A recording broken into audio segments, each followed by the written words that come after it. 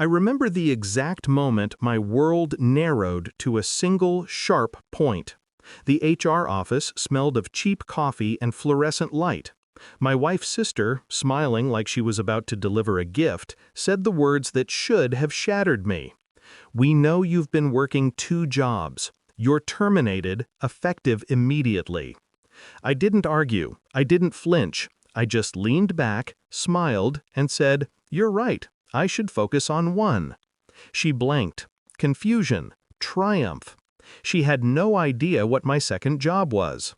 It started innocently. Years ago, I met her, my wife, radiant and sharp. Her sister, kind on the surface, always hovering like an authority I had to respect. I trusted her implicitly. She was my family's HR liaison, someone I believed had boundaries. I was wrong. The first sign was subtle, comments that didn't make sense, inquiries about my hours. Then a message, meant for someone else but sent to me by mistake. "Make sure he's gone by Friday. Don't let him ruin our plans." I didn't react. I smiled. I nodded.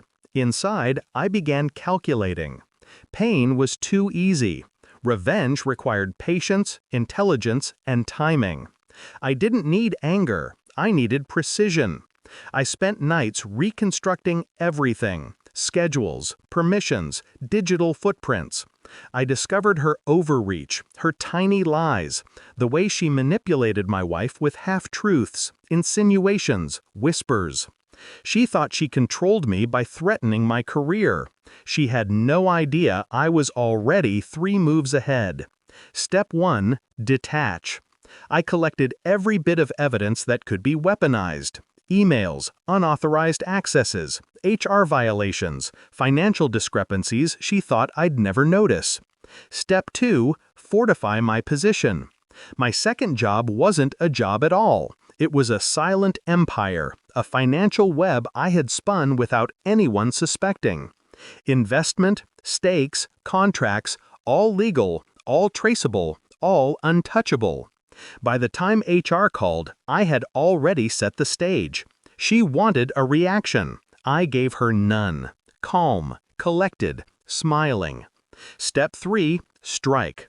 I contacted the board, the company's auditors, my wife's legal counsel. Subtle, almost invisible moves. By the time she realized anything, she was already trapped in her own web. Contracts she signed without reading. Emails she deleted thinking no one would recover. They were all there. Every violation meticulously documented, time-stamped, undeniable. 72 hours later, I watched the storm unfold. My wife's sister, once a proud manipulator, now fumbling, scrambling, explaining herself. The auditors were polite but firm. The board members nodded, notebooks open, cross-referencing everything I had handed them. She looked at me like I had transformed into something monstrous. But I wasn't. I was myself, calm, composed, untouchable. Every smile I gave her, every polite nod, whispered, "You underestimated me. You always do." She begged, subtly, for me to save her. I didn't. That was her choice.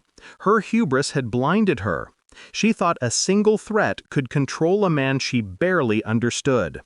When it was over, I walked out of the office. No celebration, no gloating. The quiet satisfaction was far sweeter than any shout. My career was intact, my reputation untarnished, her credibility destroyed. My wife had no idea how close she had come to being manipulated by her own sister.